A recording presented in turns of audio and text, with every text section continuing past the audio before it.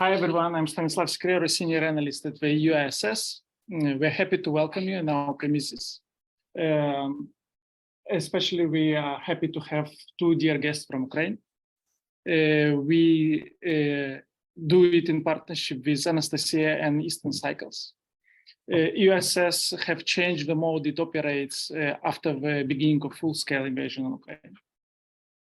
We were doing our best to provide strategic advice to EU officials and representatives of EU member states on how to adapt policy, not only towards Ukraine, but also Eastern neighborhood, entire Eastern neighborhood. We were welcoming Ukrainian officials in our offices. We provide and shared our analysis, but also we organized events. And I think this is a good occasion for us to show additional support by providing platform to Ukrainian friends. There is no one better to explain what happens in Ukraine than Ukrainians themselves. Yeah? And this is sort of our modest contribution to amplifying Ukrainian voices in Europe. I will stop here.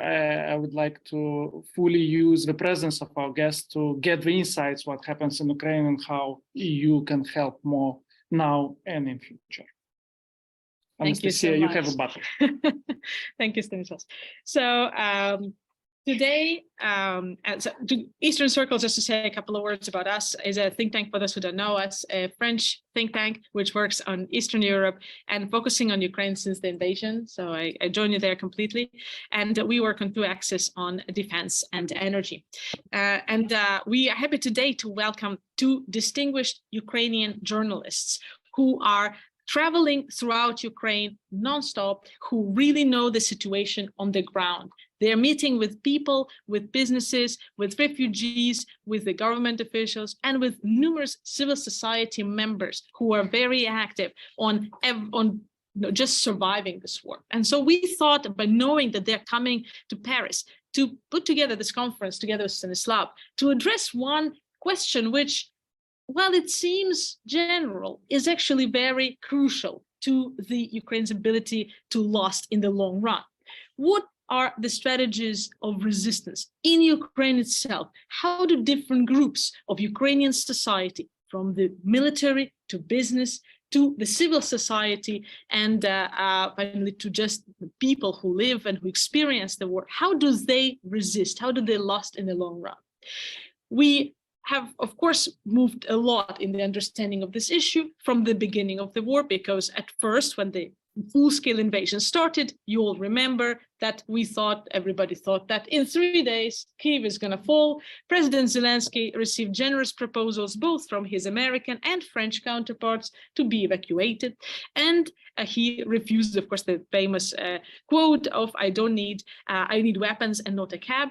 And when he refused, and when Kyiv didn't fall in 3 days, nor in 1 week, nor in 2 weeks, that's when we enter into full-scale war. We've seen the giant leaps of Ukraine, both and giant leaps of fear, from fear to courage of the European and Western partners in general.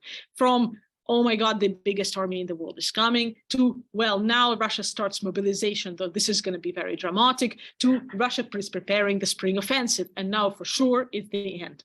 And yet, every time Ukraine has managed to, first of all, to protect Kyiv, that was the most remarkable, losing some territories, but protecting the capital, Kyiv. And then not only keeping the invasion, stalling it at some point and keeping it there, despite numerous waves of mobilization, but also, when we talk about reconstruction, actually having started the reconstruction, numerous projects, including from hospitals to schools to infrastructure, in the conditions of war. It is in the conditions of war. We want to remind Ukraine has, for example, started the integration into the European electricity system. That integration continued as scheduled during the very first days of the full-scale invasion. Absolutely unbelievable thing. And has been successfully implemented to a certain extent, despite the bombing and destruction of 50% of energy infrastructure on Ukrainian territory. Despite that destruction, there has been ongoing work on immediate restoration and return of services to normal, even that the work was immediate. The return of services took time, and we realized that. And this brings us, of course, to question, especially in the context of living in Paris, where I do not have to tell you what havoc just the pickup of the garbage has generated in the last 2 weeks. So just to this is why we're coming to this question of resistance, because of course, on it depends the Western aid. And we have many times brought up this question in general, that Western aid depends not only on the Western capacity to resist, but on Ukrainian capacity to resist and to win. Hence, we invited our two guests today to address these questions and to understand what is the capacity and how long Ukraine can resist. Our two guests are Ukrainian journalists, Volodymyr Yermolenko and Tetyana Ogarkova. Volodymyr Yermolenko is a Ukrainian philosopher, essayist, translator, and doctor of political studies, candidate of philosophical sciences, and senior lecturer in the Kyiv Mohila Academy. He is laureate of the Yuri Shevelyov Prize and the Petro Mohila Award. He's also president of PEN Ukraine. Thank you very much, Volodymyr, for coming. Tetyana Ogarkova is a literary critic, essayist, writer, journalist, and TV journalist. She is leading the International Affairs Department of Ukraine Crisis Media Center, and also both the Ukraine on Fire podcast and Crisis Media Center, a daily newsletter, which I personally follow religiously, which actually chronicles the work day by day. Together, Volodymyr and Tetyana are authors of Explaining Ukraine podcast, which I highly recommend. It truly touches on many different aspects of Ukraine in a very calm and intelligent manner. We're going to proceed in Q&A format, and then we're going to have a time for questions from the audience. We said that we're going to think of resistance in several groups of population, Volodymyr, and we start maybe with the military. During your travels through the country, you have traveled to the front line, you have delivered goods to the front line, the humanitarian aid, you have people at the front line who are fighting. How have you seen the mood of the soldiers on the ground evolve throughout the year, both from the initial surprise of the attack to the grinding invasion and the waves of the Russian soldiers attacking them since the mobilization? And yet will be asked. So this first period was the civilian army. So it's army which the core for sure is professional army, and all these people were trained during the last 9 years. Let us not forget that the war started back in 2014, and at that very moment we also witnessed how weak Ukrainian army was. We let Russians conquer Crimea quite quickly.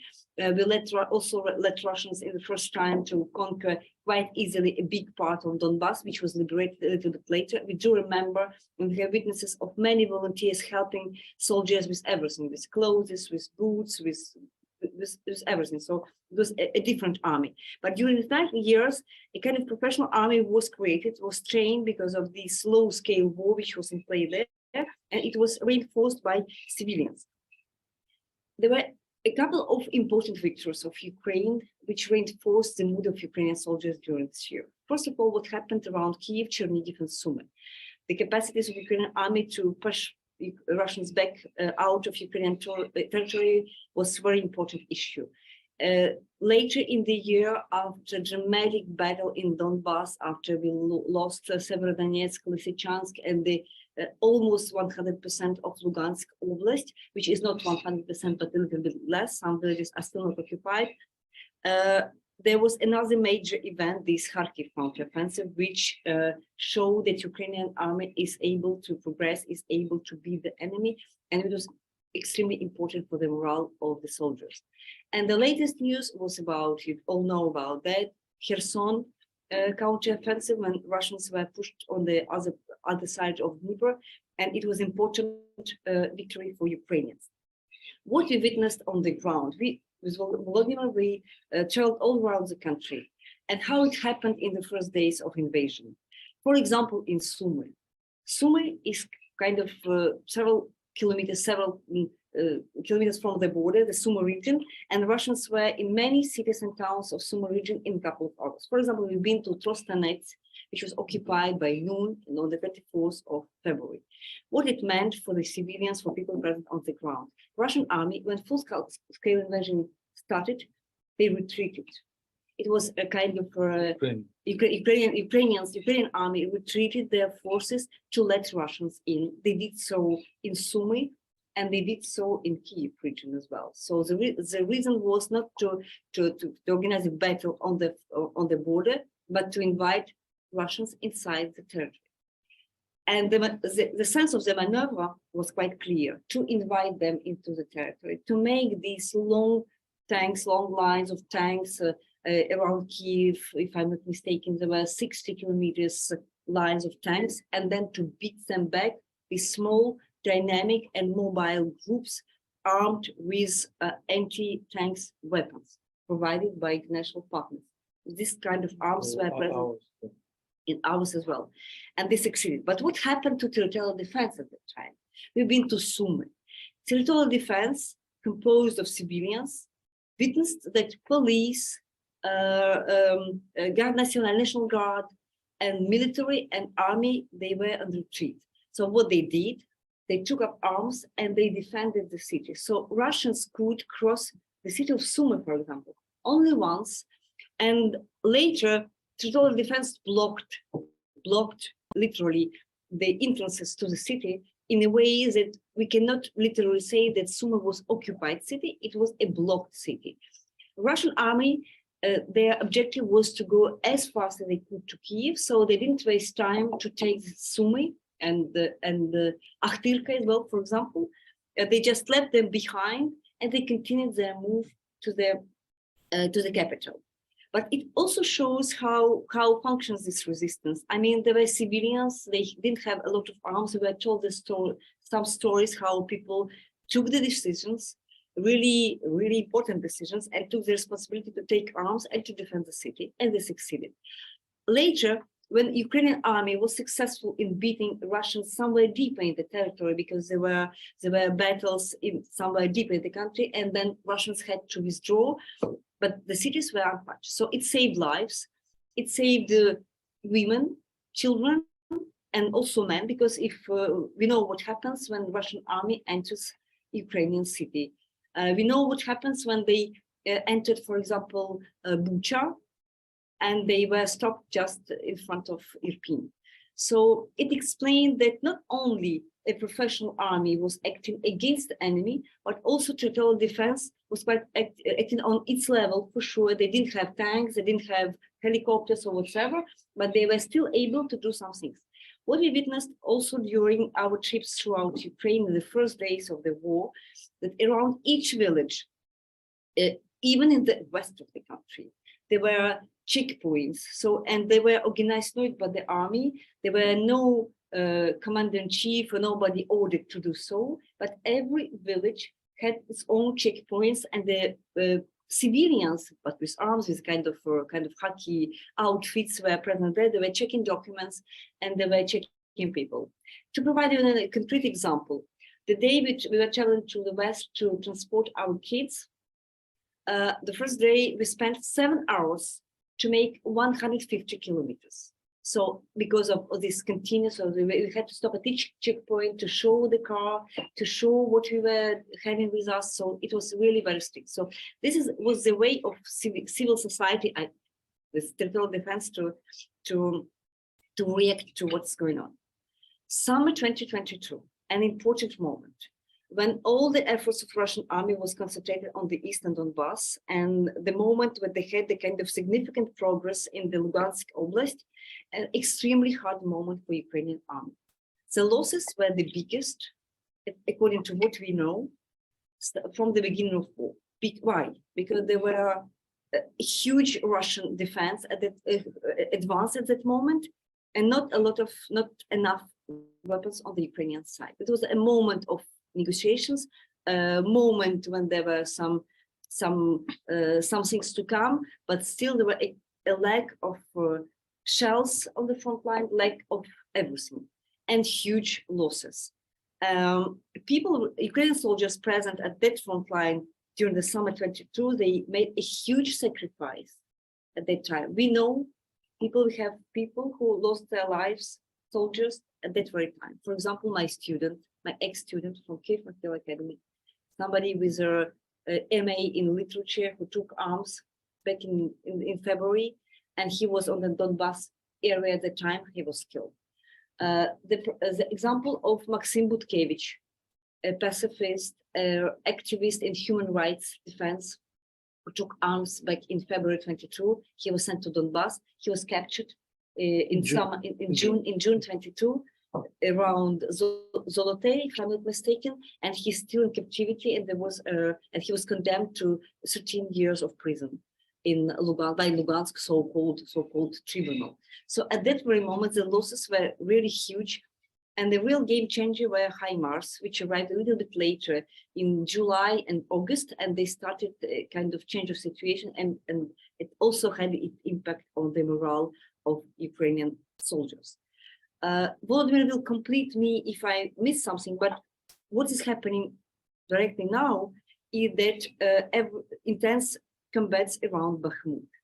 And now what we witness is that the best soldiers, the legendary soldiers which managed to survive through 9 years of war, are killed, and they're killed every day. I mean, people with professional experience, people who lived this war from the very first day, and who was the best, not only to fight themselves, but to organize others, to transfer the experience. They're killed one after another. We have another student present on the front line, Yarina Chernavus, who told us that a huge percent of the unit, which was present there on the start of February 22, they are already out. They're either dead or severely wounded. And they completed for sure by some newcomers, by people who were mobilized throughout this month, but they are new people and they lack experience in a lot of cases. So, and they need to be trained and they need to stay strong. And the war, so the survivors of the war, we have much less of them than anyway before. And this is an important issue because we understand that what's going on now is that Ukrainian forces try to keep Bakhmut and to destroy as many Russian troops as possible during the training period. What we do understand also from what the information we received, that there are some kind of preparation, professional preparation of the bigger counter-offensive with some fresh Ukrainian forces being engaged. They are trained, they are sometimes traveling abroad to many different countries. They are preparing some of the polygons in Ukraine. But these units, which are around Bakhmut, they are literally sacrificing themselves to play for time. Because other units, they need time to be trained. And so after this sacrifice, there's this big maneuver, the big counteroffensive could start. Something similar happened in Mariupol in spring 22. When Mariupol, from the military point of view, we had a lot of remarks about that there were no military sense to defend the city, which was already surrounded starting from the very first days. But Azov and other units were inside the city, and the explanation why they were defending Mariupol was clear to everybody, because Mariupol is quite far away from other front lines. But the idea what they kept a lot of Russian units busy around Mariupol and not letting them to be deployed elsewhere in Donetsk region, in Lugansk, in the south, etc. So it was a kind of sacrifice. It could sound cruel, but it is cruel. And this is the logic of this military maneuver. So what we have to understand now that the morale of people, of soldiers present in the Bakhmut, we visited some of them quite recently. We traveled up to Liman, delivering a car to them. They don't talk much. Some of them, they don't know a lot of things because they are sometimes not informed about what commanders will say about counteroffensive. All these things, they are out of this game. Their game is quite easy: to keep every inch of the Bakhmut of Ukrainian territory at that very moment, and to kill as many Russians as they can, to destroy as many units of Russian army and Wagner group present on the ground as they can. This is a very heroic effort. And this is about human lives. For us, this is personal. This is not abstract. Our friends are there. For example, Yarina Chernogus, we are very much worried when she doesn't reply for a couple of days because we worry what's happening. It is direct fighting. This is not only artillery war. This is also direct fighting of soldiers to soldiers. The gains, territorial gains, they are in meters. These are not in kilometers at that moment. But a lot of human lives are lost at that very moment. So the mood is that they're concentrated. They already lost too many people around them, and they understand in a way that they are sacrificed for the bigger goal, which is to play for time and to prepare the counteroffensive. So the price of counteroffensive is the lives of the soldiers present around. Volodymyr, I'm going to follow up with a question. Just another thing that just to rebound, especially what happened in the south, right? Not just in Mariupol, but also the very quick initial occupation of Kherson, which then had to be revamped. The occupation of Zaporizhzhia, including the nuclear power plant. How did that very fast advance of the Russian troops, how was that perceived by the people on the ground? Did people feel betrayed by somebody in their government, or did that happen so fast, and that nothing has been kind of done to even prevent that? And then once it was already put in place, the consequence from Mariupol was completely the disappearance of much of the city. And on a larger scale, once we talk about that, the internal perception and discussions about that, maybe the perception on the government level, did the government feel betrayed? Because I understand my colleagues in Kyiv, they told me that a week before the invasion, every single foreign embassy, delegation, representation has left Kyiv. That must have felt very lonely. So when people hear, they say nobody expected the war, I think every single person in Kyiv, every single dog expected the war, because they saw that there was nobody left. They were alone.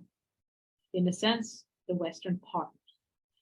I want to touch upon that sense of betrayal, internal, with the South, Mariupol, and Kherson, and external. And how that affects morale and the capacity to resist.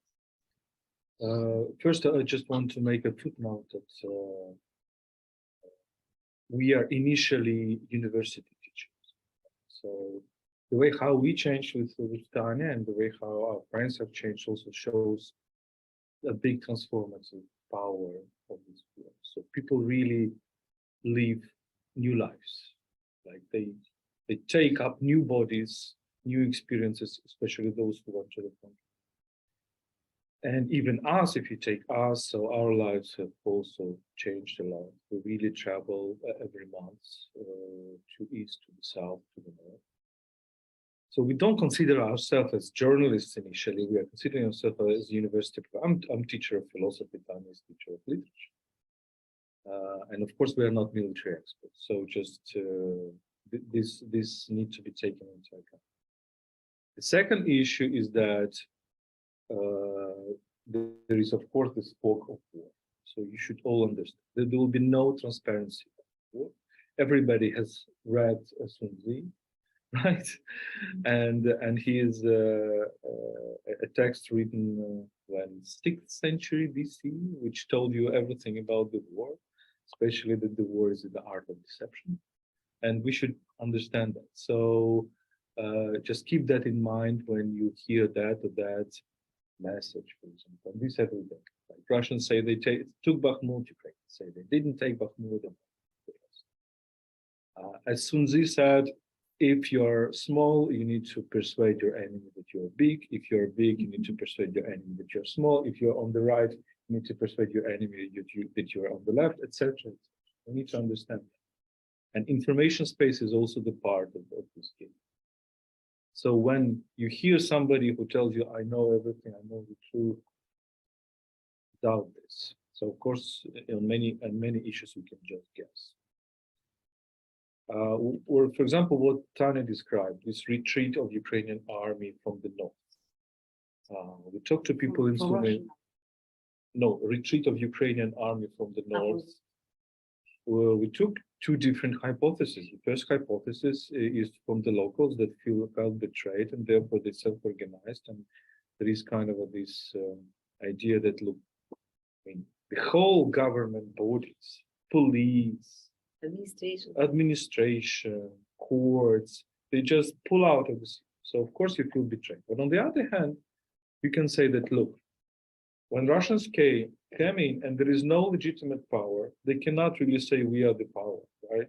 They cannot when the mayor is in the city and they can just take the mayor and say you will do this and this, you're legitimate mayor. If there is no legitimate mayor, legitimate police, they have much less resources to govern, right? And this is one of the major issues. Russians can take the territory, but they cannot really govern. This is the case of the southern Ukraine. Therefore, in Kherson Oblast, Zaporizhia Oblast, we have lots of cases that actually it goes to a banditry, to criminals ruling the territories. Because if you look at those people that Russians put being in charge, like we know all this experience of Donetsk and Luhansk, initially they were complete margin. Then they were replacing them with some others. Last example, this Tatarsky, Vladlen Tatarsky, everybody is talking about him. Who is Vladlen Tatarsky? His real name is Maxim Fominov. He is a guy from Eastern Ukraine, a criminal who was in the jail 2014, and then he joined this TNR army, and then he became the Voyenkoor, but it's not Voyenkoor, he's a criminal who became a soldier and then who just became a Telegram person. So we need to understand, like in Kherson, there are two guys, right, who are governing. There is Saldo and Stremausov. So Stremausov, I knew him 10 years before because he was kind of those type of guys who would go to Kyiv to some seminars about Europe or something else that we were giving to journalists. And he was a kind of playing either a role of a spy or a role of a disruptor of the conversation. He was transferring all the propaganda, Russian propaganda narrative, but he looked like a complete marginal. He was like, I'm calling him a Russian fascist hippie, you know, because he had a long hair, like a beard. He was saying that he traveled across the world on hitchhiking, etc. So why is that? Why they put him in charge? Because there is nobody else.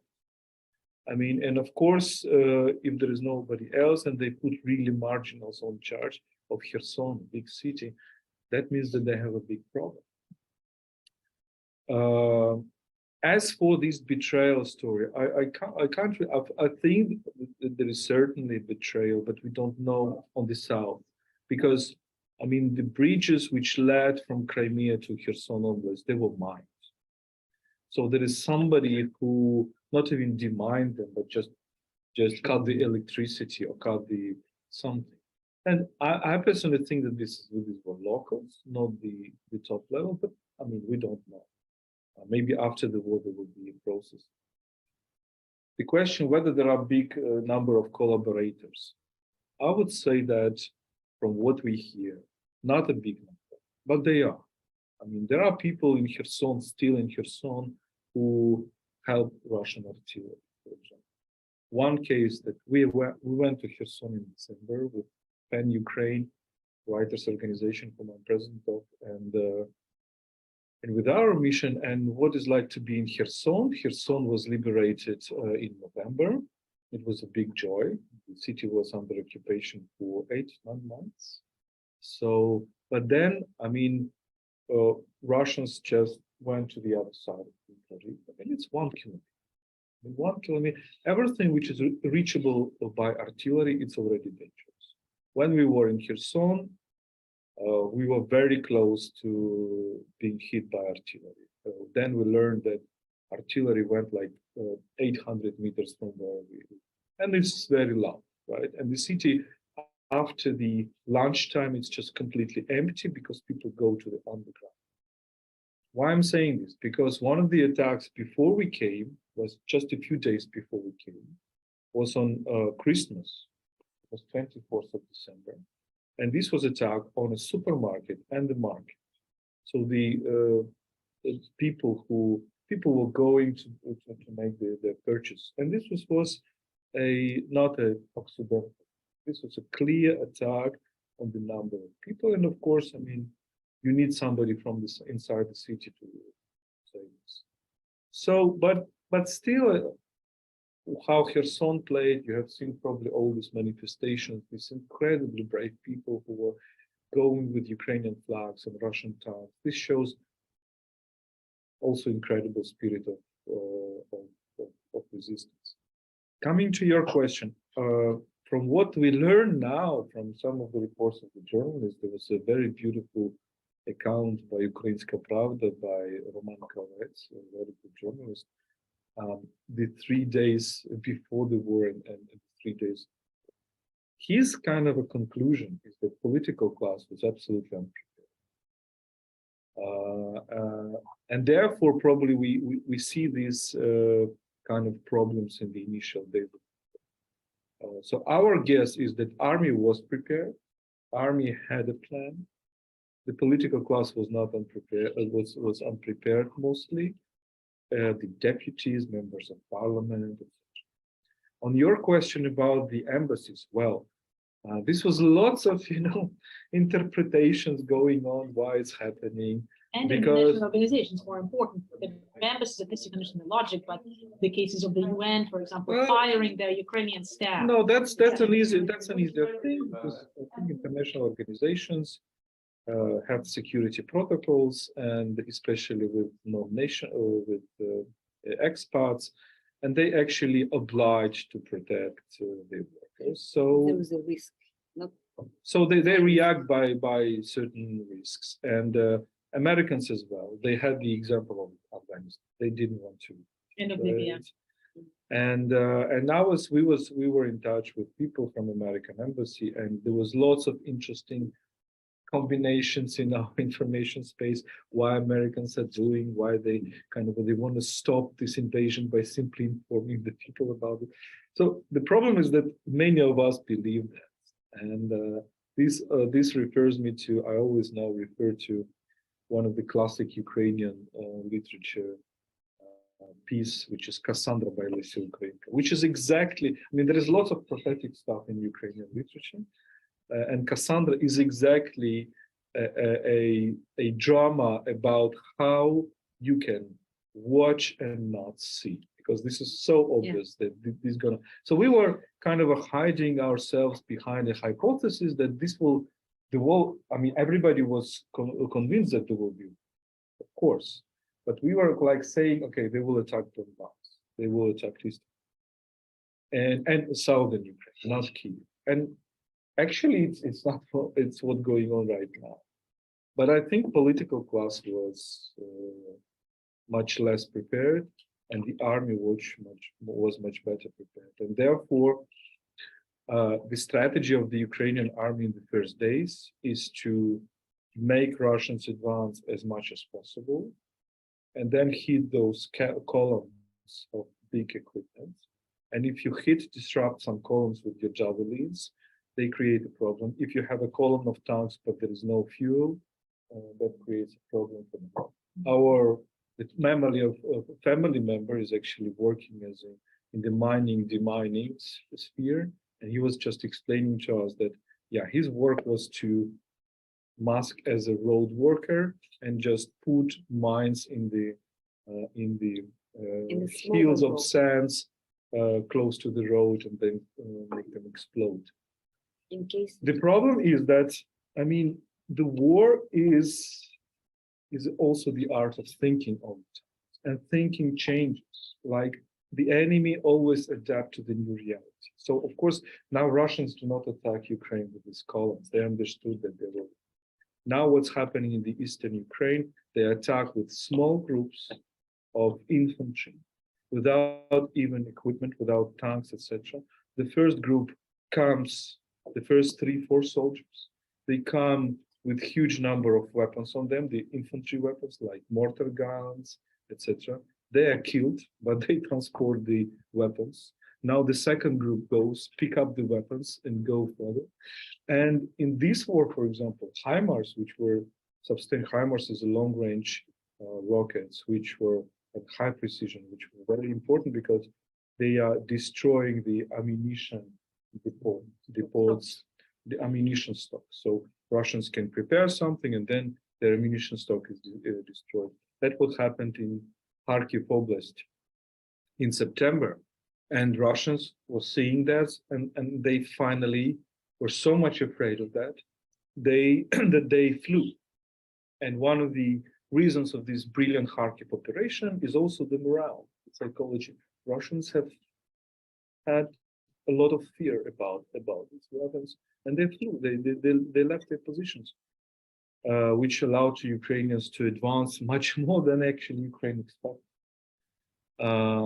But now they changed the tactic, for example, and now it's all about infantry, and the fact that Russians do not care about the soldiers at all. This also creates this new reality. And I think we need to keep that in mind always, that the enemy is not, well, sometimes it's stupid, but very often it is not. And we have to also understand that, and also understand how they change the tactics, how Ukraine should change the tactics accordingly. I want to ask now about more, we switch to the second group, so to say, military to civilians. And I want to start with a specific, very specific group of civilians who find themselves in a situation when they have to resist while operating against their own maybe wishes, but because they don't have a choice, really. And these are the people who run the Zaporizhzhia nuclear power plant. These are about 1,000 people who were stuck there, immediately occupied, and then went through horrible experience of humiliation, torture, kidnapping, eventually firing actually as well, but without necessarily the possibility to leave immediately the city, and with their families up until a certain point living inside the city as well. So could be used as hostages. What is the situation in Zaporizhzhia now? How does what's going on in Enerhodar influence Zaporizhzhia Oblast? Because of course we know that not only the Russians have turned the nuclear power plant into a military base right away, and then now they are building structures, which are called questions, new structures on the site of the nuclear site. They have apparently damaged the dam, which is responsible for supplying the water, which is responsible for cooling the nuclear power plant. And so the water is leaking consistently from the reservoir, and thus reservoir water levels go down, posing a risk also of potentially a meltdown. And of course, we have all read the reports of the International Atomic Energy Agency, by now several reports, about how systemic bombing of the initially 4 electric lines, which were supplying electricity to keep the cooling system on to the power plant, how all of these 4 electric lines have been disabled systematically many times over. And finally, how a power plant, which is right next to the nuclear power plant, which is just there to supply power to the nuclear power plant, how it also has been damaged. And in all of this, knowing all this, because these are the people, 1,000 people who understand very well the consequences of each of these operations. We don't even talk about the bombing of the nuclear site itself. We just talk about this other. And the people who understand very well the situation, they understand that they must keep running the nuclear power plant, because in spite of anything that we could hear from Rosatom, they cannot be just replaced with a new body. It doesn't work like that. Every nuclear power plant is different. You cannot just interchange people. And so they have to keep running the nuclear power plant while they are being managed by the Russian military, which are in turn supervised by Rosatom personnel, but it's the military who's managing, who does not understand any of this interest. What is the situation, in your opinion, right now that you see in the power plant and in the Zaporizhzhia region from your travels? Because if anything happens there, the people in the region immediately get affected. Is it to leave? Is it to resist? If yes, how? Because not everybody can leave. And then what is the preparation or the anticipation of different scenarios of this potential accident at the nuclear plant? A lot of difficult questions. So we've been to Nikopol. So your questions are very important and very complex because We are not nuclear energy. because we are yes because but there's even not that's We a can problem. judge from what fiction literature says about nuclear. Yeah, but the problem is that there is no Ukrainians that don't have access to the plant, which is in Energodar, and what we know is what comes from international organizations for to inspections. There were a couple of efforts to come there and to see what's happening, what we can do. So what we can do. So we've been to Nikopol. Nikopol, this is a On the small, other side. on the other side, Nikopol, just a small town across Energodar. And you have 6 kilometers from Energodar to Nikopol. Nikopol is a kind of 30,000 population before the war. And we visited Nikopol. And they, what they say, people in Nikopol, for sure, they were shocked when the war started because this nuclear plant was seized quite quickly, and because they understand quite well what's going on.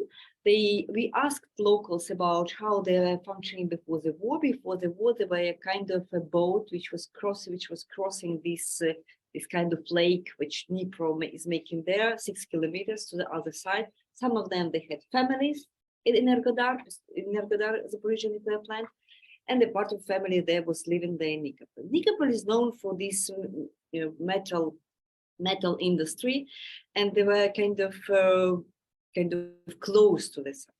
What we know, according to the figures, that 70% of people in Nikopol, they left the site directly after the nuclear plant was captured. Why? Simply because let us remind you that Chernobyl was captured at the same time as this site. So Chernobyl, and we in Kyiv, we also remember this panic about what Chernobyl is not functioning anymore. But we were asking ourselves what would happen if there are some fights, some battle, is it transformed Nuclear Chernobyl waste into storage. new steps, etc., all kind of questions. So families, mostly women with kids, they left immediately because there were no way for them to stay and to wait explosion or whatever. But at the same time, what started back in July 22. In July, Russians started shelling Nikopol daily. It is really on a daily basis.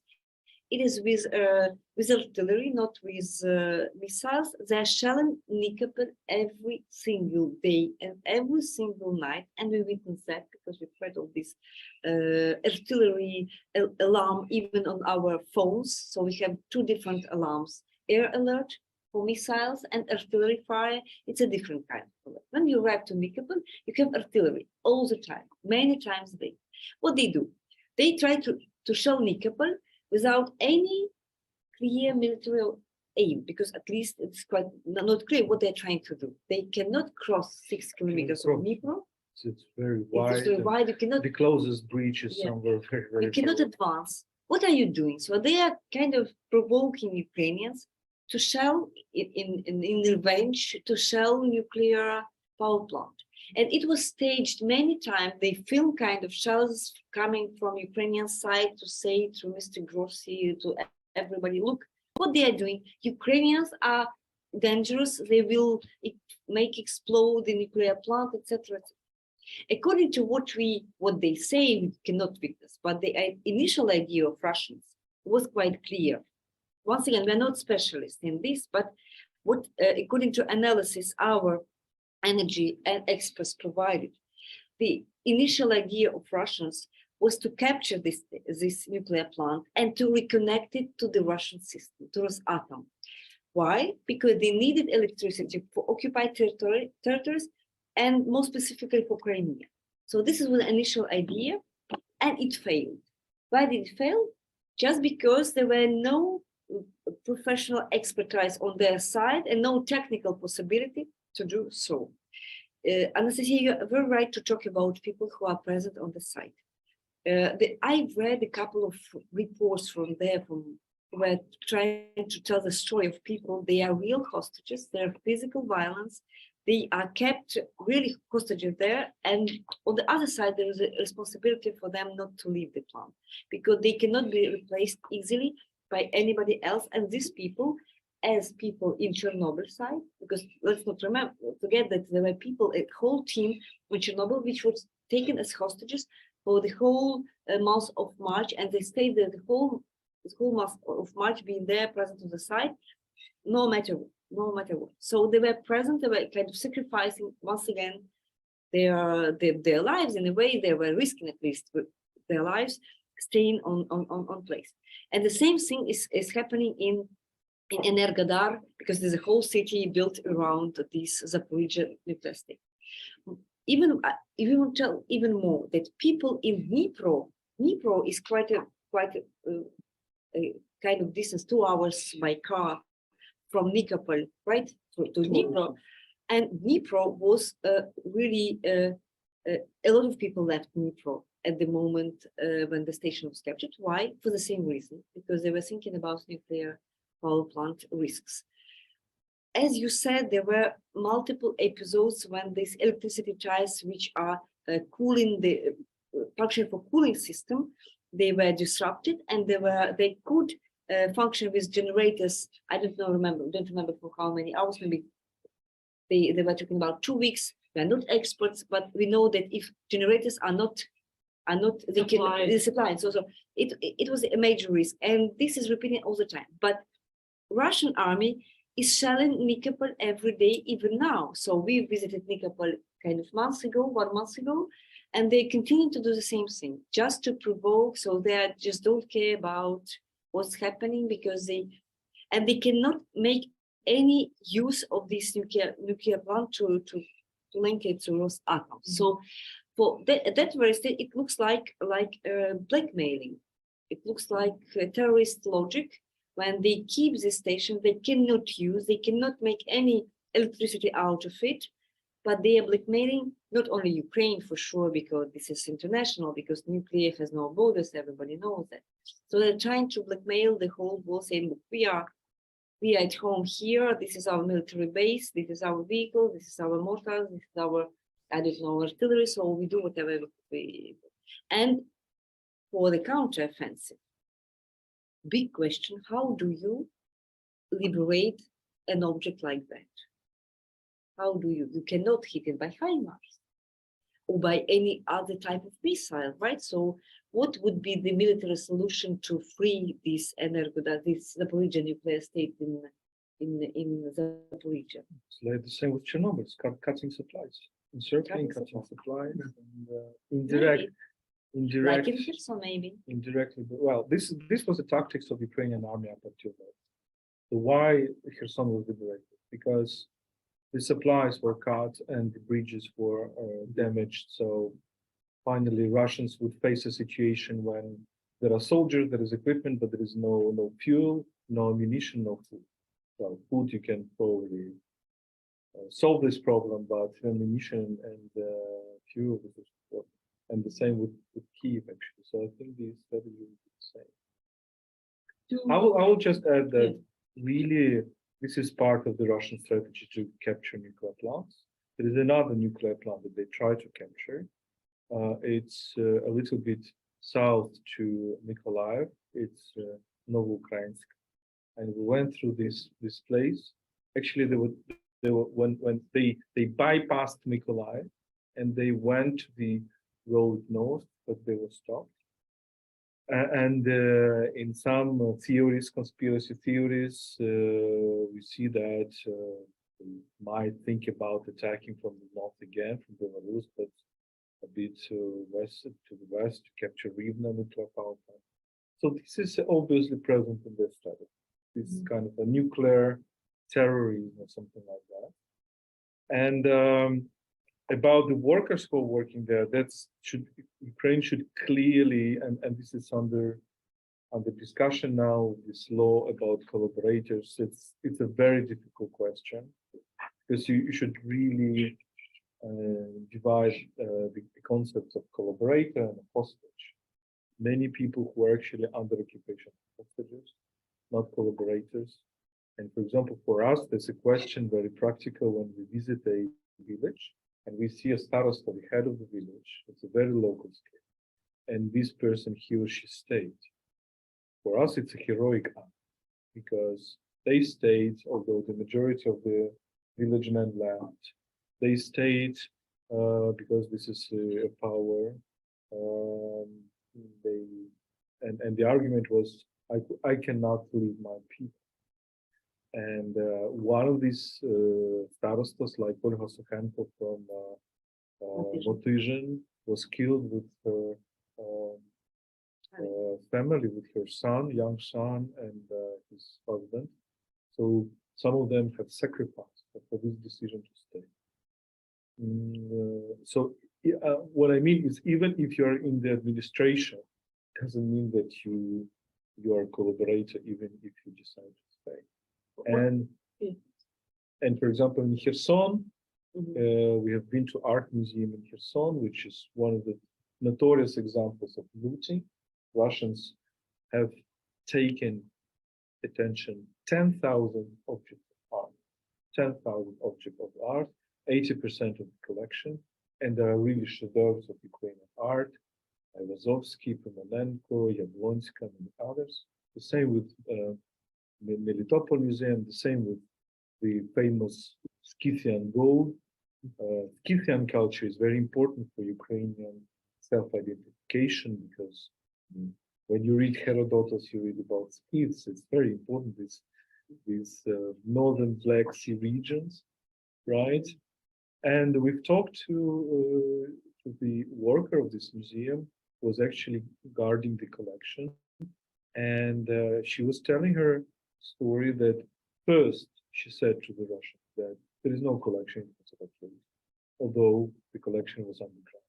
Second, that when they knew that the collection is there, Because somebody betrayed. Somebody betrayed her from the museum workers.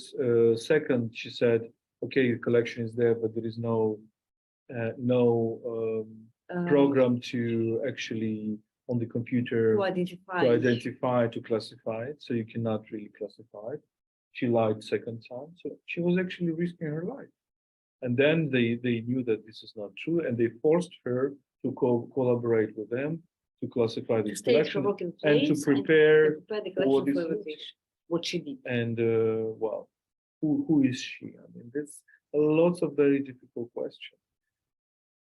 For example, for us, for PEN Ukraine, there are questions from some occupied territories and people working in the library, for example. They need support. So whether we provide them with the support, I think that we should, although they're working kind of administration. Lots of these questions are not. Your example is really an ultimate example, because these people, they cannot leave because the library can replace people, or if we close the library, nothing dramatic would happen. But if you close a nuclear plant which is not functioning, but the thing is just to keep it cold, to cool the system in order to keep it for better times. And no idea, really nobody in Ukraine has any kind of idea what's really happening with these electricity lines and what will happen next. But the good news in all that is that it's the hugest plant in Europe, so it's the hugest one. And Ukraine is doing well now without it. So we don't have electricity cuts starting from the beginning of February. So everything was. It's still connected to our grid, no? Yes. It's still connected for sure. Because Russians were unable to reconnect it to Russia. So this is a big question. For example, I've talked to Rebecca Harms, who's a great friend of Ukraine, former member of European Parliament, and she's a big fighter against nuclear energy. And this is how she began being interested in Ukraine through Chernobyl, etc. And she says, look, I mean, that's a huge danger, nuclear energy, because this creates, during the war, this creates huge risks, because what happens when it becomes a hostage. But the truth is that in Ukraine depended on 50% of our nuclear energy, and actually it's much more sustainable in terms of especially after losing the core regions since 2018. Yeah, and when you know this situation with oligarchy, how Akhmetov, who was owning the thermal power plant, was playing on this price difference and its nuclear energy, which was actually stabilizing the prices because of the war. Well, it's very important. One final detail about nuclear, why we should take seriously what Russians do. So when it comes to nuclear, we always think that, look, they are not stupid. People cannot be stupid enough to do something dangerous around nuclear plant. They cannot do so just because this is irrational. But when you think so, let's remind what's happened in Chernobyl. In Chernobyl, when they went to Chernobyl, what they did, and we were really shocked, they were camping literally in these contaminated areas because they had these old maps. And this is true, and there were a lot of Russian soldiers seriously ill after this. And when we look at that, so the same Russians, what they are capable of. So we are to take seriously, even if we understand that they could behave in a really mad manner. So they can do really crazy things. I just want to talk about to switch to the next kind of group. Some of the people who said they had to stay and they had to, fulfill their obligations because there was this expectation. The social role is so important. So one of this other category is doctors, and in many hospitals, one of them became more famous now than before. Is Hospital, which had been renovated completely 1 year before the full-scale invasion, and which had been entirely destroyed by the Russians to the point that the Russians stole linoleum, they stole jacks, switches, electric switches, bulbs, to say nothing of big and expensive medical equipment. And the chief doctor of the hospital and some of the employees stayed throughout the occupation of Izium, which lasted, and throughout the destruction of it. How can you describe the resistance choices, maybe, and strategies of people in the medical and education spheres? Because another thing I'm thinking about is schools, and these are totally different topics. Obviously, schools in Ukraine, many of them went online, but some of them remained offline. Maybe first medical, and then schools. What have you seen in different regions? And there I want to also just ask you to please shed some light on this very mysterious, for a lot of people, reconstruction theme, that in fact we are reading about 500 hospitals being reconstructed to some extent, reconstructed like being functional again in Ukraine, across the country to some extent, so they can receive patients, etc., etc. So please, first the resistance strategies. I'll tell Kherson and you tell Tetyana. So according to what we know about hospitals, you are providing an example of Izium. What we know about Kherson. In Kherson, which was occupied, and there were a lot of doctors who stayed in place, and specifically doctors in maternity services. So, and they stayed inside, and we've, what we know from that stay, that they were staying with kids. Some of them were premature babies, which were born prematurely. They were staying with them. And at the very moment when Russians were preparing their leave from Kherson, they were trying to take babies from that hospital with them. It's in this logic to take children from the occupied territories. So there were a reportage about medicals who were present on the site. They were literally rewriting the medical story of the patients, stating that this baby is untransportable. You cannot transport this baby because the illness, the disease is so that and that, so it needs to be here just to breathe or whatever. And they were taking important risks doing so because there could be something could discover. There could be traitors like in this Kherson library, but they did it so, and due to that action, these babies were left in the hospital. And we also watched some interviews of doctors from Kherson. Lots of them were staying throughout occupation, and they're still there being shelled all the time because they consider their duty to be with people, no matter what. They are the medical, so they have to do so. And there is another story of Trostanets. Maybe Volodymyr will tell the story about the hospital of Trostanets we visited. Yeah, first I would like to say that we had a very interesting conversation with your Parisian colleague, Jean-Pierre Filiou. Tetyana has taken into in French and me in English. who has the experience of Syria and who told us that Syrian doctors were saying to Ukrainian doctors not to put the red crosses on the cars because Russians are targeting doctors and hospitals, and this is part of their tactics. Why? Because they think that if they kill doctors, more soldiers will die. So this devilish logic. And not to report to Google the location of hospitals. What he's explained are that in Syria, the only hospitals which survived bombings were hospitals which were not listed on Google search, even like that. So you cannot find them. And there were quite few of them. So what we have seen with our eyes, the story of Trostyanets is a small, good town with chocolate producing town with a big Milka enterprise, which exports Milka chocolate all around the world. And because there are no, it's Sumy. Sumy. And why? Because there is a lot of tradition of sugar plants, even of the early 20th century. And the hospital, which is a big building, I don't know, 7 floors, even something more, like that. A big, 9 modern, floors. beautiful. Big, modern, beautiful building with maternity house, everything. Trostyanets was occupied during 1 month, late February and March. And at some moment in late March, 2 Russian tanks approached to it, like 100 meters away, and start shooting without any reason. So starting shooting at the same story we've heard about Mariupol from this famous brave journalist, Mstislav Chernov and Yevhen Maloletka, who maybe you've seen their film about Mariupol. I haven't still seen it, but Tanya has seen it.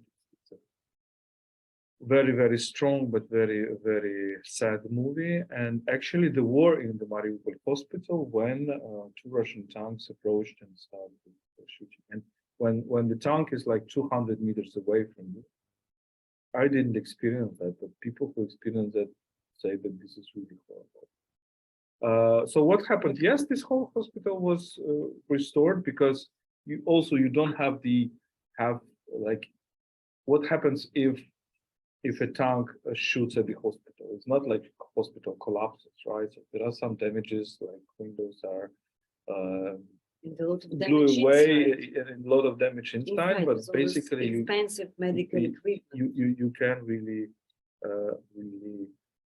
restore it. There was something that about the Zoom. Explain how they did it. It was restored by the help. There was not only one donor who arrived and who said, "Look, guys, we will restore that." There were multiple, and now you can see even on the level of colors, they use different colors. This donor gave I don't know which amount of money to restore these kind of 2 rooms. This is for maternity department. This is for different departments. So the collectively, private, collective, international, different. So with the different types and different donors who contributed. So when we visited the hospital, it was already beautiful inside. And we've read reports after about how beautiful inside. And it's almost, you can even not see, you see some damage from the outside, something, but this is not dramatic. And people, we were talking to a son of the mayor, right? So who was showing out that, and they were all showing the images of how it looked like in the beginning. And inside it was a real horror because all this very expensive medical equipment inside, all kind of, I don't know what you need in hospitals, it was a lot of money, all this kind of thing. Everything was destroyed. So even if only the walls were still here, but the equipment was gone. So they managed to do it, and it's functioning correctly now. And it's kind of, I don't know, 20 kilometers from the Russian border. Can you imagine? So was restored a thing 20 kilometers from the Russian border, and people are still there, and kids are still there.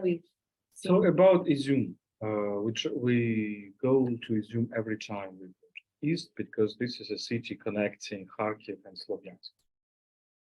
And what happened in it? You've probably seen these images in the forest, this mass grave.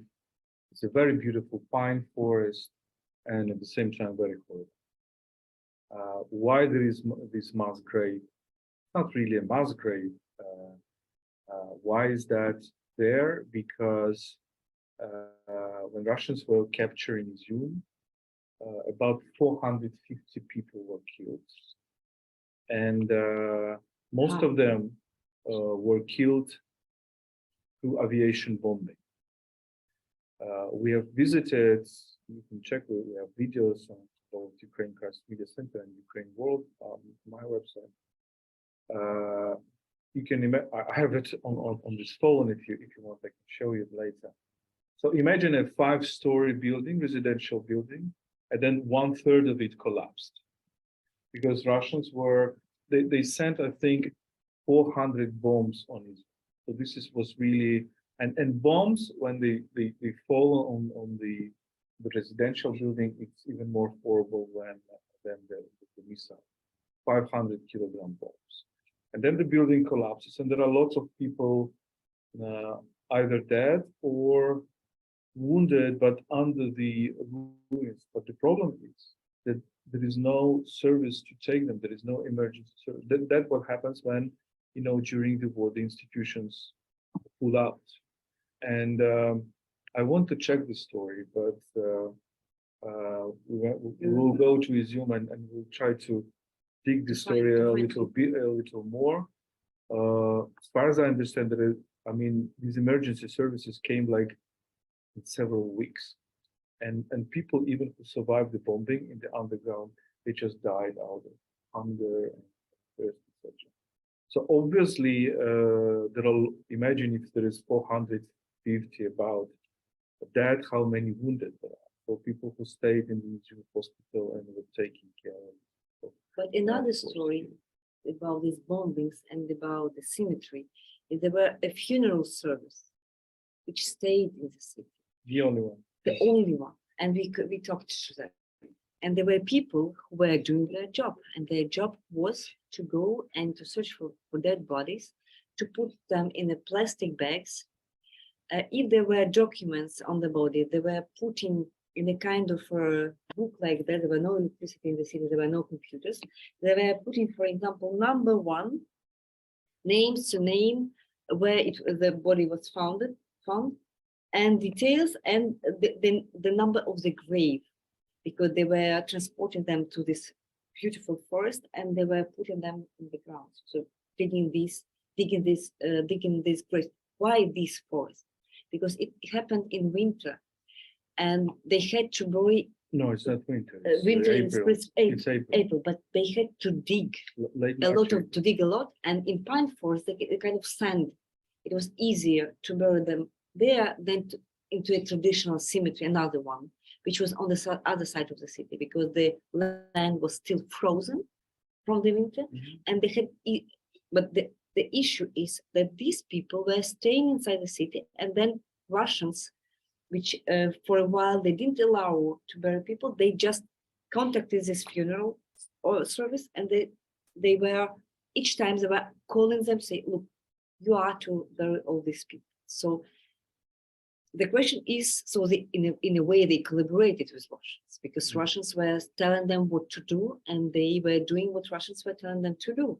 And they had to cross a checkpoint to go to the cemetery in the pine forest, because there were a lot of Russian tanks hidden in this forest, and they were checked every time this car crossed with a kind of improvised checkpoints.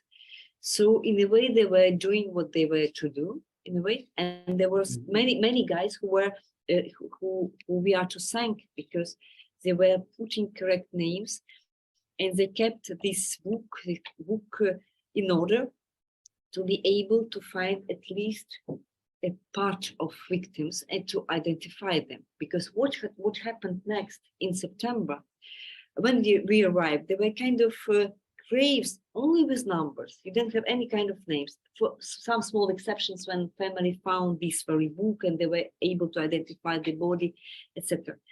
And all bodies were exhumed and transported to Kharkiv.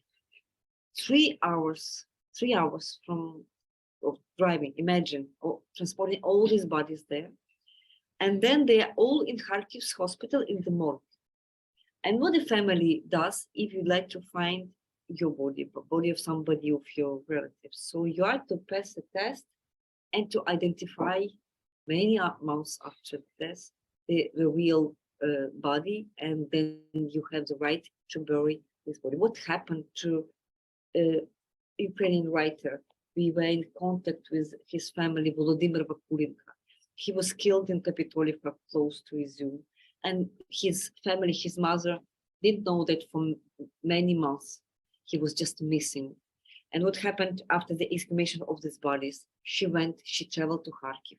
She gave this DNA test, and then she had to wait for weeks because there were cuts of electricity, so it took some time to identify the exact body of her son. So the time, like he disappeared, he was not killed in artillery, he was killed on purpose by Russians and his LNR. Because he was arrested? Because he was Ukrainian writer for kids, and like for them, Ukrainian writer for kids was nationalist, Nazi, fascist to be killed. We have his book at home, and it's a beautiful children's writing, and he has an autist son, 15 years, and the whole community is now trying to help because he needs to be taken care. But from the moment when he was missing, and it was, I think, 24th of March, and the moment when he was identified and buried, it was early December. And all this or late November. And all this time, early December. The family was still hoping that he is alive because the body was that he was taken to Russia. Some more stories about doctors. We have a very good friend who is a kind of a civil society medical hospital. Gennady Druzenko and his wife were very, very active during Maidan. It's called the first volunteer hospital, mobile hospital. And what the people do, they actually help the army to evacuate them. Because, I mean, it's all the questions can be of seconds, minutes, So the logic is that in the army, you have to have paramedics, right? People who, not necessarily doctors, but who give the first aid. They stop the bleeding, etc. Then they are transported from this 0 point from the front line to the places when they get ambulance. And we are bringing cars to the front line. Why they need cars? We're bringing mostly pickups because you can put the wounded into pickup 1 or even sometimes 2.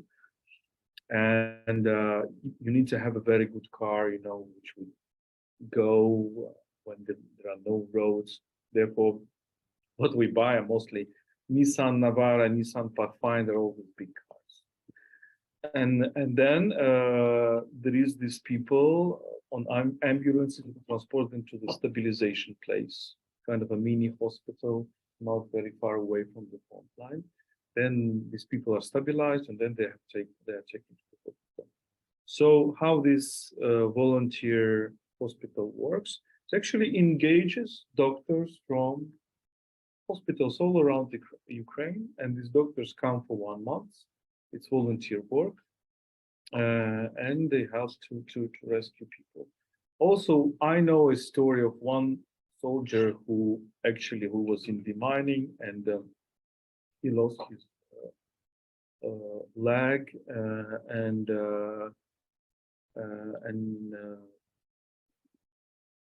as far as from what I know, he was transferred to to make a story short, the wounded are really taken care of. So the workers in the hospital, mostly in Kharkiv and Dnipro, doctors are really working non-stop without any weekends, etc. And then from those cases, I know the state is paying for this, and the state is paying for the processes. Of course, this is some stories we know. In some other stories, the situation is different, but it seems that the system is working. From what I heard, because can you imagine? I mean, how many wounded we have? Just to give you figures, if we have, according to Ukrainian figures, 170,000, or counting Russian dead, even if this figure is exaggerated and the real number is over 100,000, this is certainly 100, maybe 20,000. People on the front line tell us that the ratio Ukrainian versus Russians is 1:3, 1:4. So, and usually the ratio of the killed to wounded is 1:3. That means if Ukraine has 30,000, 40,000, 50,000 dead, multiplied by 3, you will have 100,000 or 100,000 and 50,000 wounded, who can be with legs amputated, arms amputated. This is, I mean, the whole This city. is This is a precisely very big why, number. coming back to the first question, we're discussing morale.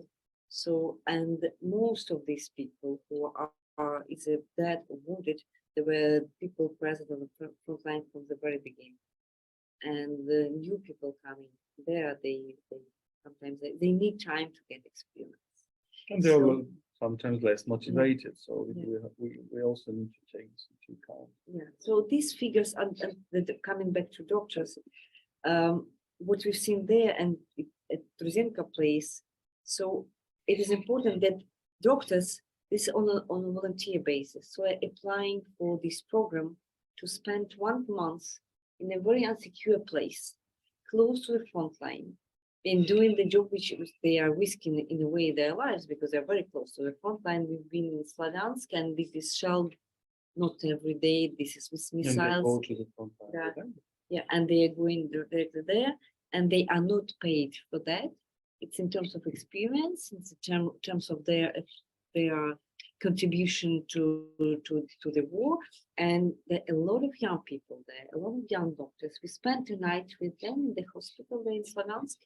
They were making jokes all the time. They were They were very funny. very optimistic about. They were just not just dramatizing the whole situation. Because otherwise, But- if you are in bad mood, I mean, the situation is very gloomy. I mean, you need to make jokes all the Yeah. time.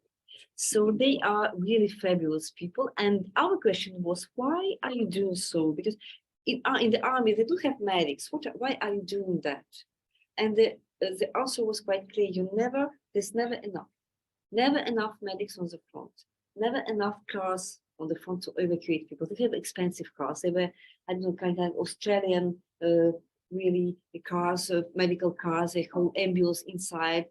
But it's never enough for the wounded. And according to what they said to us, that a number of wounded was increasing at the time we visited them. It was a couple of weeks ago.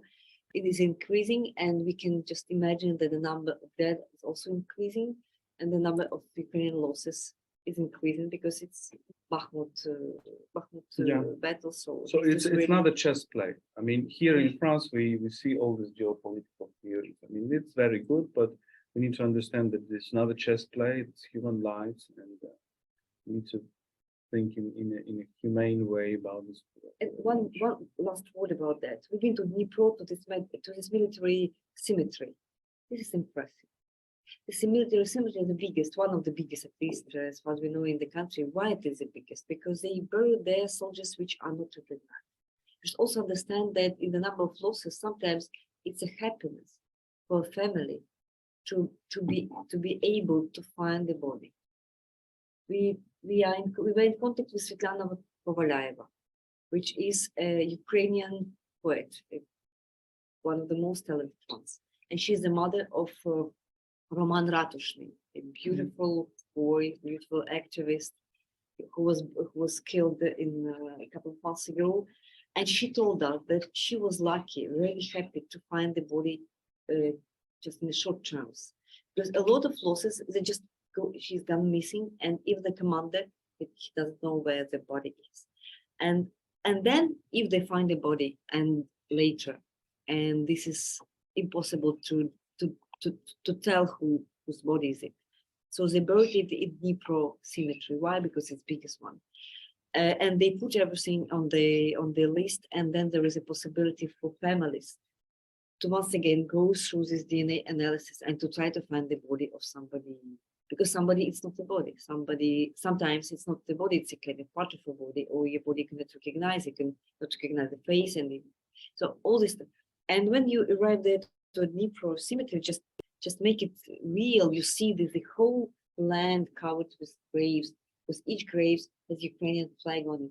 And this is the kind of, you cannot see the end of this. So this is a never-ending story.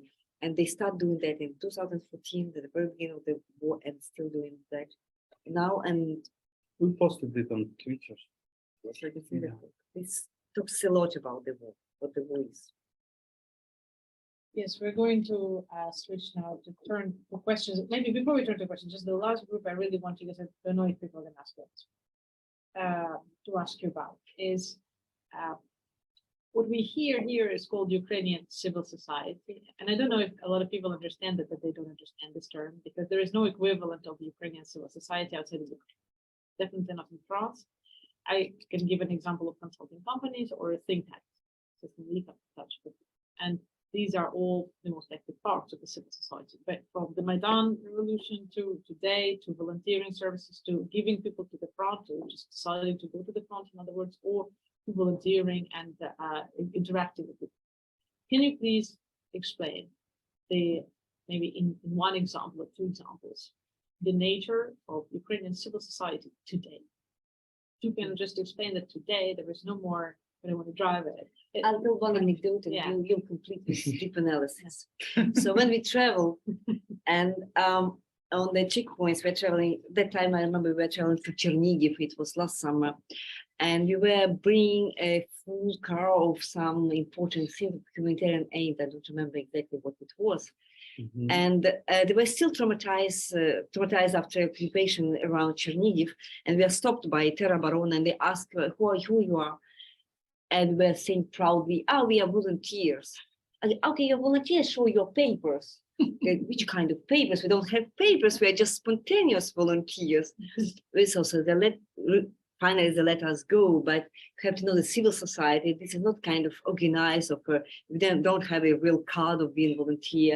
They're big organizations, they're smallest one, but in a way, every Ukrainian which is trying to contribute to do some it's a Soviet, I don't know, Soviet type of volunteering. And this is what a real society is. And my guess is that if you compare the real figures of the financial aid to the army, you would find out that these spontaneous people, which are in every single home, because everybody has somebody or close friend or somebody from the family on the front. And when you look how people collect money for a car, they're doing them, this is for my father, or this is for my sister, whatever. You will find that in amount, if you calculate, this is just a hypothesis, I can check it, we'll check it after the war, the amount of money people collect in this Soviet spontaneous way is much bigger than the help of any kind of official organization, because everybody does that. This is just my guess. Yeah, civil society is very simple. It's the understanding of society which does not depend on the state, and therefore it's very different from the French system, where you have your nation and your state kind of very close together. In Ukraine, it's different because our history shows is an example how a nation can survive without having a state, and therefore it's very deep in the minds and practices of people. Of course, you have this institutionalized civil society, all these NGOs who are, who seek for grants from international organizations, but it's just one very tiny part of it. And I mean, civil society is everybody. It's society itself. So civil society is society itself in a way. So, example of Kharkiv, I mean, they're one of the biggest volunteer groups is organized around the church. The church, Greek Catholic Church in Kharkiv, which creates this. In Kryvyi Rih, it's organized around kind of squad, which is called Shelter Plus, which are just active people who. They're Protestants. Also really religious element is present sometimes. So it's like this. But is an interesting thing is that what the war is also shown that cannot really be in the zero-sum game with the states, like with the state, because I think previous years there was kind of the state was kind of suspicious about civil society. Who are these guys? Civil society was criticizing the state. And now we see that kind of I hope that since 2014, there is much more cooperation.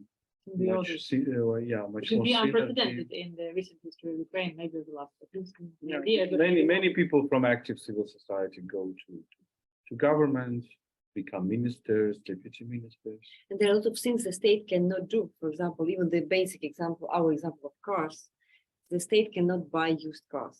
What we can do as volunteers, and the used cars, they cost less and there is no reason to buy expensive cars for the front line. Yeah, For the car which lasts for, we don't know, maybe a couple of days, maybe a couple of weeks, maybe a couple of months, but no longer than that. So there's a reason to use all these more flexible cooperation and networks to do so. And the other way around. I mean, there are things that civil society cannot do. So We it cannot buy cannot tanks. repair energy networks. I mean, we would also like to buy we were also so much proud of the capacity of the Ukrainian state to react. I mean, With drones program, for example, recently they yeah. developed. So a very good Russians drones. spent hundreds of very expensive missiles, and finally they're okay. There is electricity now. Back in Kyiv. Electricity is everywhere. Everything is fine. Almost no problem We in every. We not can only in take Kyiv, but jacuzzi and no, I'm joking. Choose, I'm sure what you're doing most of the time in Ukraine. Like questions.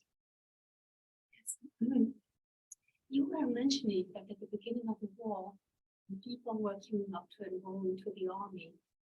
Do you think we still have the same degree of motivation there, or has it diminished somehow?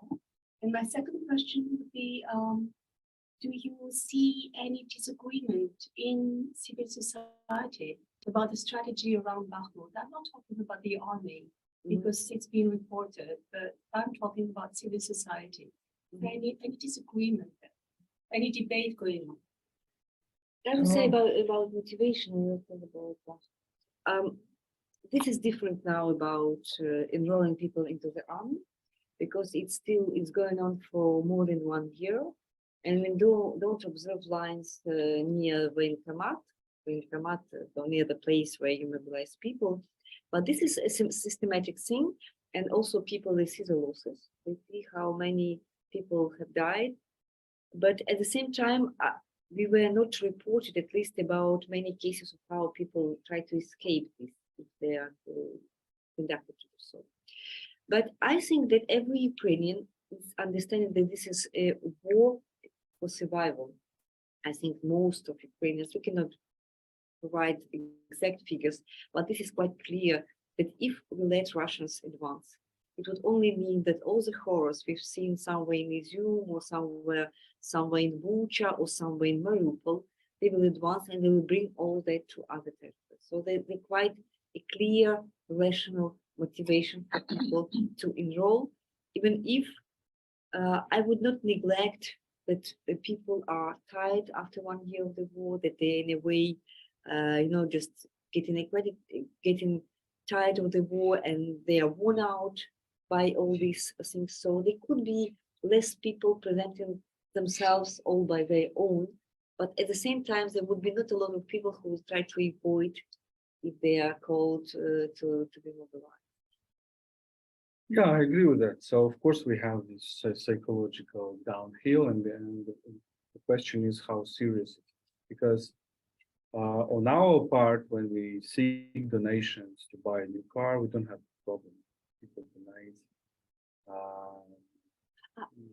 This Gvardia Nastupu, they also made a call for the guard of counteroffensive. It's a recent initiative. This is not army, but this is military. A new guard formed to act on the newly deoccupied territories. There was a call kind of a couple of weeks ago, and there are already, if only I'm not mistaken, 40,000 I don't know. who are volunteers to join this guard. it's not National Guard, it's called Guard of Counteroffensive.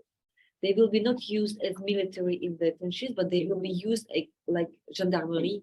I don't know what.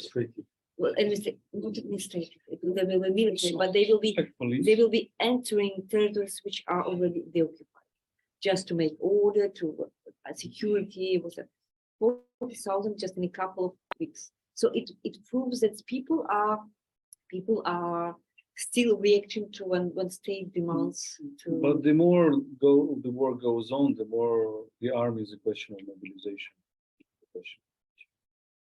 That's how. Lots of volunteers are unfortunately now not with us. And the best Our friends, I give the example of two veterans from 2014 who we brought to France with a book of veterans writing for Salon du Livre 2018, 1918, 18. They're being killed. So that's the reality. On Bakhmut, I have no idea actually. Well, the thing is that Bakhmut is. I've never been to Bakhmut. Have you been to Bakhmut? You've been to Bakhmut. You've been to And to Soledar. but it was back in 2015. It was not after the invasion. And Soledar is a beautiful city, by the way. It's so beautiful place. And it's and we've been to Svetohirsk, also so much beautiful city, completely now destroyed. So. Russians want to take the full Donetsk region. The battle for Bakhmut started in July or August, something like that. No really strategic thing. So Bakhmut, for you to understand, it's how many people before the war? 80,000, 70,000, maybe 80. It's like 40 square kilometers. So it's not big at all, right? And the battle is for 8 months. Now the next to Bakhmut are cities Slovyansk, Kramatorsk, much bigger. Drushkivka is also about the size of Bakhmut, Konstantinivka as well. Kramatorsk is about, I think, 70 square kilometers, and before the war, of course, still now. But let's talk about population. The population.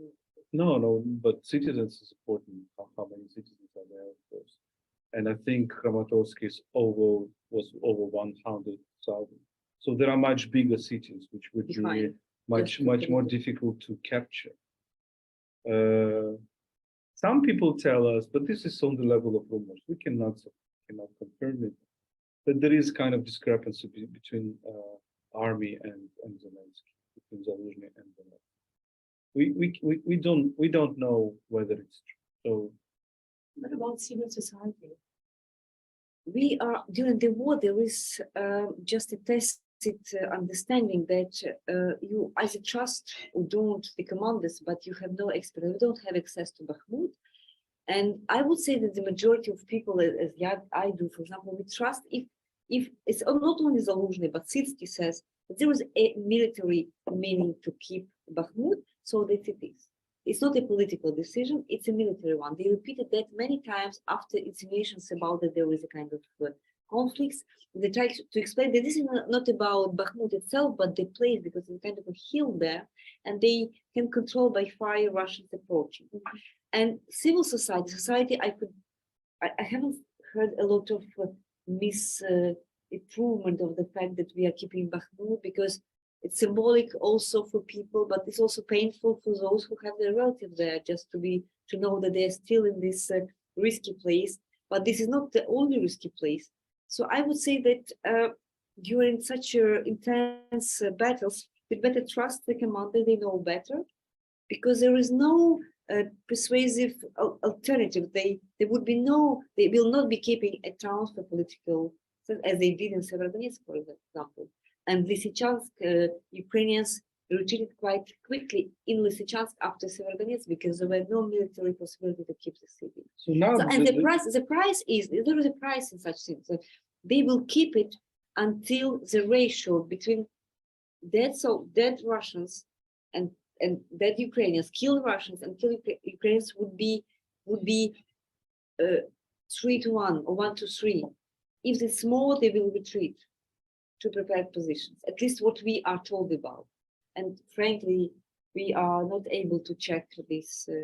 But there are some blogs, some military who are posting videos, and I've never heard that, for example, Magyar or somebody else told us that there is no reason to keep Bakhmut and to drive for Bakhmut. They're not telling that. Our friend, I can just quote our friend Paulo Kazayev, who's a Ukrainian journalist and he became a soldier, and he's in Bakhmut area. And what he said is that the goal is to exhaust Russian army, because it's much more difficult to attack, especially if you're based in the city.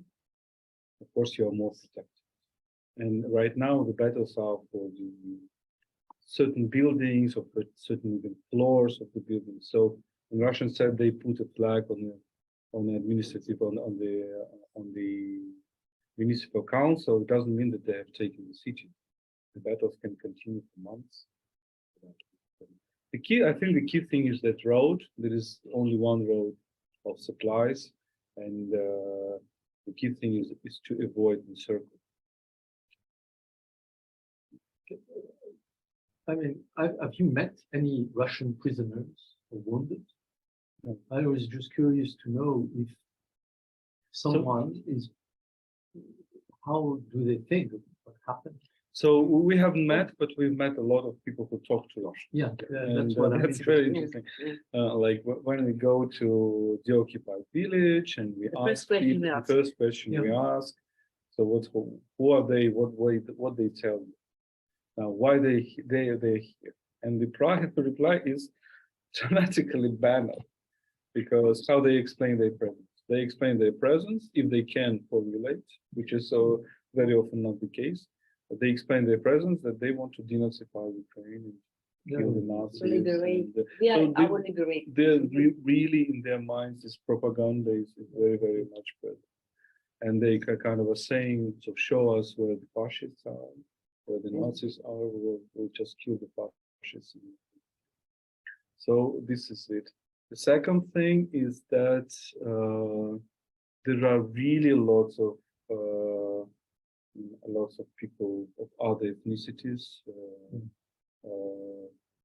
For Ukrainians, I mean, Ukrainians are saying these are Buryats, but we don't know whether they are Buryats or Tuvans or some other people. But of course, for Ukrainians, it's kind of they're surprised to see people of other ethnicities in this, and this kind of also push them to think in a certain way. What else? People say that people from the so-called LNR and DNR are much more cruel than the Russians. Sometimes Russian soldiers are just indifferent, but these people are really cruel because they want this kind of a revenge. Because we understand that during the war of 2014, artillery war, when Ukrainians are very close to Donetsk and Luhansk, and it's artillery war, and of course many people killed on both sides. And one important thing that if in the beginning they were talking about liberation and pacification, the problem is that the longer this war lasts, the more motivation they will get, because they will fight not for territory, not for liberation, but for their comrades, for their guys who are already there. Can happen the reverse. It could happen in the beginning, if they didn't understand the aim of the war, it gets really scary for us, because they will fight for guys, for guys who are already fallen during this conflict. Sure. What we know that some people from Bakhmut area, they took prisoners, and they told us that actually this is true, that they are forced to attack, and they can be killed by the commanders if they retreat. So, and interestingly, that Russian propaganda is saying this about Ukrainian army, that we have this arrier guard who will kill. But this is always happening with this Russian propaganda. That they just mirror. They mirror, like with Maxim Butkevich, who is a prominent Ukrainian. It's our friend, we know him for many years. Human rights. Pacifist, the pure pacifist. and very leftist, and actually who defended spending refugees. his life also on fighting Ukrainian far right and enemy of Ukrainian far right, Yeah. and protecting rights of All no, kind of no refugees person in is Ukraine. illegal. That's his slogan. So he took up arms because he understands that if Russians are here, then we will human rights. So he's taken prisoner, and then they in Luhansk they give them 13 years for what? For war crimes and for Committed in torture. Mariupol. They pretend he'd been to Mariupol. He was We know arrested. that he was not in He never Mariupol. been in Mariupol. He was in Kyiv. So they're mirroring. And why is that? Because I think, well, this is the cynicism, but also this is kind of a tactics because, okay, Ukrainians give sentences to real Russian war criminals, and Russians just take prisoners and it's okay, we will name your war criminal to exchange maybe. So yeah, but this story of ariergards, this is what we were told by people who took prisoners. Yes. One question. I have the feeling that there is a sort of discrepancy concerning Zelensky, because in Western Europe we see him as really the embodiment of Ukrainian resistance, and throughout your speech we see that it's the whole Ukrainian society that is resisting, and it's a very strong grassroots movement, mobilization, and there are millions of faces of Ukrainian resistance. So I just wanted to ask you if you can tell us a bit about the way Ukrainians see Zelensky. Is he really the one who stood up, who didn't flee Kyiv, and who really embodies Ukrainian resistance, or are there more indifferent and more concentrated on the local resistance, and maybe if you can also elaborate on the political future, because So I think the cult of Zelensky is much more widespread in the West than in Ukraine. And I always say this phrase that it's not Zelensky who leads the country, it's the country who leads Zelensky. So Zelensky has become this person because he's in this society, because he's he's a person who loves to read. He can read society, he can read people, he can be in the connection.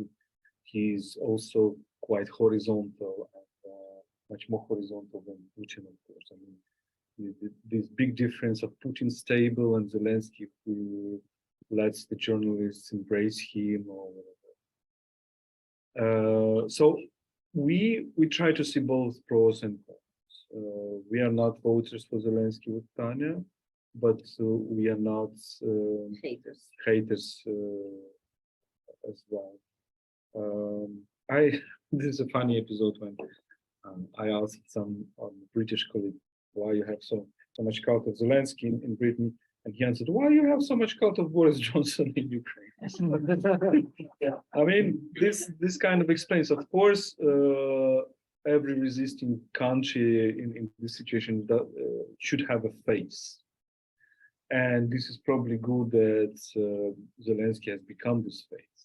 But on the other side, looking at those number of biographies of Zelensky published everywhere, when we understand how exaggerated, because it's really our conviction that it's really because of the Ukrainian society, of this grassroots mobilization, of this long historical idea that we don't want tyranny.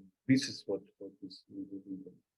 On the other hand, if we imagine that Zelensky would flee, that's a very interesting question. Maybe Russians would indeed take in Kyiv in 3 days.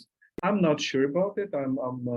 But we, I mean, the war is very often the question of time and of speed. So if the society is disoriented now vertically of power, what happened in Crimea, basically annexation of Crimea, was also the result of the power in Kyiv. So of course he has done something. Another question, whether I mean, Well, frankly speaking, before this big war, I was much more scary about his possible behavior than he actually. And another point, that it is not only about society or Zelensky, society with Zelensky, but it's also about Zaluzhny and the regulation of army. So if I guess that if Ukraine resisted during the first day, this is because of the fact that the army was ready and Zaluzhny, and he's not public, he is not giving a lot of interviews, but each interview is really important. Each article is very important. He talks not a lot. But I would say that a lot of books after the war would be looking not about Zelensky, but about. Yeah, Zelensky is kind of a face, Now, but- communication is a force of conviction, but I'm not sure that he is ruling the country. And Zaluzhny, yeah, so, and other generals, they're really big people and very intelligent. Thank you very much. We have reached our tour limit. And thank you very much, Volodymyr, Tetyana, for your time, for taking. Thank you very much to Stanislav for doing it together and for welcoming us at the UISS. This is an extraordinary place, very nice, very welcoming. And thank you for everybody who came. We can continue the questions please, at the coffee post right after. And to everybody who's on Zoom, some tea for you to bed. We hope to see you physically next time. And we can say goodbye to you while we here will transition to the more informal part of it. Thank you very much Thank for you your very much for attention. having us.